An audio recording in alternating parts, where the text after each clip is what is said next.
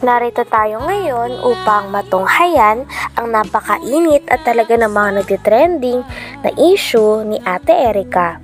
Sa pagpapatuloy ng ating istorya ay bumalik muli si Kalingap Val dahil mayroon na naman siyang bagong impormasyon na nakita at nais niyang ipakita sa mga kapamilya ni Ate Erica kung totoo ba ang mga ito.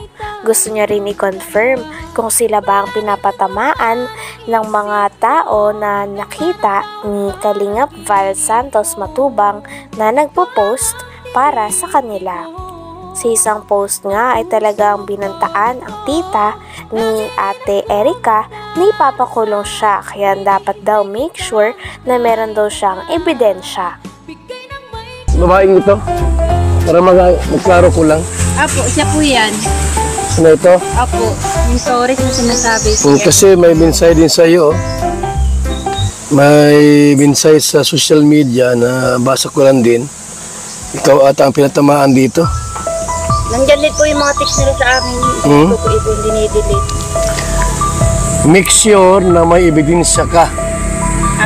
At baka warrant of arrest ang darating sa iyo. At my word. Hindi manda pala po. Kayo ang sumira sa sarili niyong pamilya at buhay. We'll see you in the court. Baka sasablay, maubos yung ipin mo. Maubos yung ipin mo. Ha? Papagunot na nga ako kuya, para gugutengin. Baka malunok mo yan. God bless and see you in the court. Naku, delikado ka. Panindigan mo lahat ng sinabi mo, ha? Gather some evidence, yung totoo kasi pag hindi kayo ang... Sabi pa nga sa post na ito ay mukha daw pera ang pamilya ni Ate Erica. Talagang kailangan daw nila ng patunay at mga ebidensya dahil nais silang kasuhan ng tao na ito at baka humantong pa nga sa korte.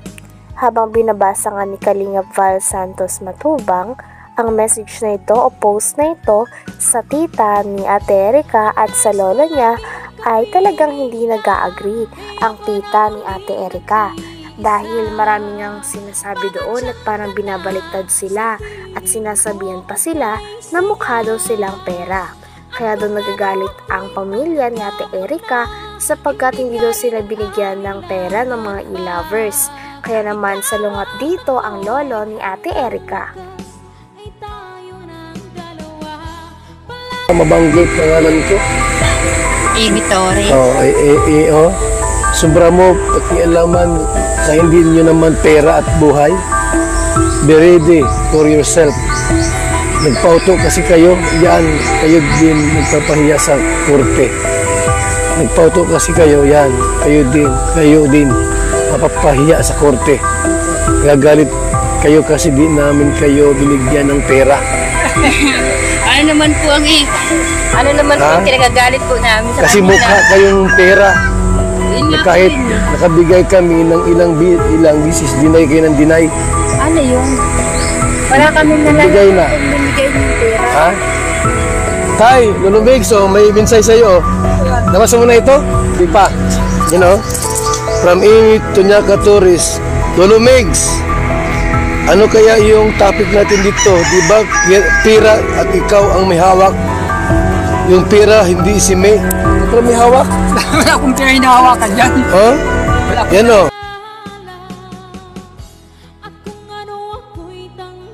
Grabe at todo nga ang pagsalungat ng lolo ni Ate Erica sa mga message at post na binabasa sa kanya ni Kalingap Val Santos Matubang.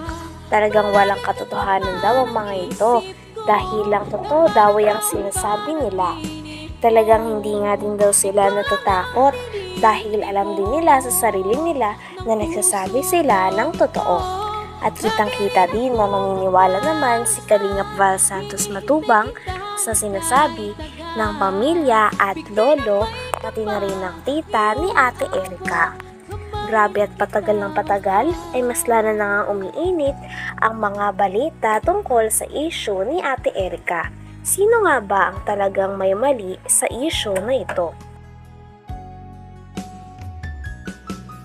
Pera at ikaw ang may hawak. Yung pera hindi si May. Pero may hawak. Wala akong pera hinahawakan dyan. Ha? Wala akong Yan o. pera.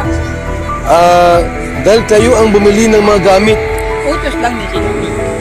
Utos yun yung si Silami. Anong gamit yung binili niyo tayo? Yung siminto, ano, yung mga agribil, yung mga ginagamit. Saan ginamit? Sa bahay din. Okay. Hindi pa mambagakam na ganun. Gawa ng Magkano halaga noong binigay sa'yo? panlang yata yun. Tandaan lang yata yun. 100,000 Oo. binigay. Hindi man, Hmm. sa kanya naman ang gagaling. Bigyan nga sa akin.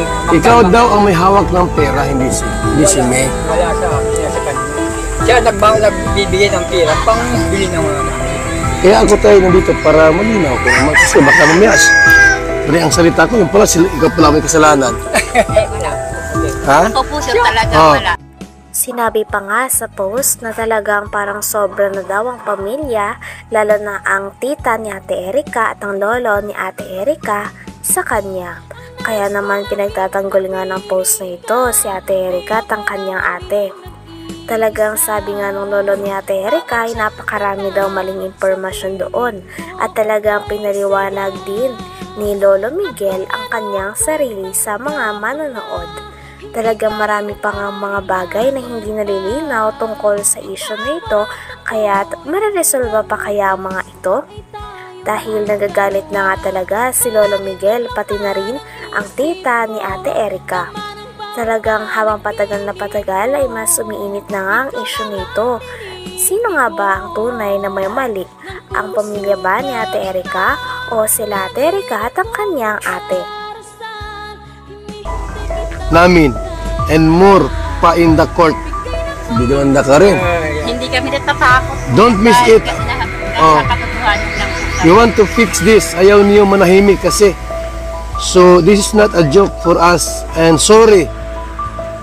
Sorry ha, need ko na po kasi magsalita. Sumubra na kayo kay Erika. Alam mo ko, Beget, yan. Kami pa po yung Nung hindi pa si Mrs. na ospital, ako ang inuutosan nila at wala man silang alam Mm. sa pagbibili ng mga ng steel bar, siminto, graba, buhangin. Baka, Binibigay mo sa akin pera. Ako na simple ako nagkuhan sa sa hardware. Mm. Yun. At di simple ako talagang nagbabayad sa hardware. Tapirma ako doon. Pero sa kanilang gagaling ang pera. Ganun. May prueba naman din po kami kung Mm. yung nga kanino ang pera. Kahit tiyahin ko kapag salita. Oh. So, sumubra na kayo kay Erika. Grabe at todo explain nga si Lolo Miguel sapagkat mali-mali daw ang mga sinasabi nila sa post na pinapatamaan sila. Bukod sa sinabihan sila ng mukha silang pera, ay sinasabi pa na kinokontrol nila ang pera nila Ate Erika at sa mga pagpapagawa ng bahay.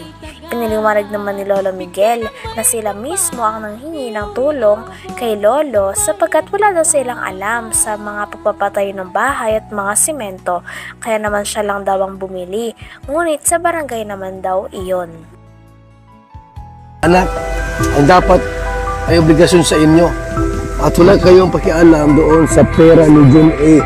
o pera namin dahil hindi po sa inyo yun.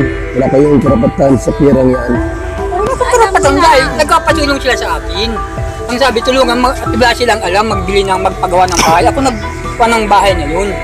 At yung bahay pong yun ay sa barangay. Looting yun, ako ang nagbili nun. Ngayon, ang sabi ko doon sa binili nyo, nakuha at diyan din nangyari, walang kuryente, di itong madali at may kuryente. Di pick ko namin yung kuryente, pinalo up namin, nagkaroon ng kuryente. Ayun ang pinagawa namin para madali-dali na. Ay pira sa sabi na ako naghawak ng pira, hindi wala sa akin yan. Sila nagbibigay ng pira sa akin. Na pambayad sa mga Inutusan ka lang. utos kan. Nga po, ginamit lang ako. Ay kung alam ko lang ang magkakaganyan, hindi ako masunod sa kanila. Yung ginagawa. Bakit tayo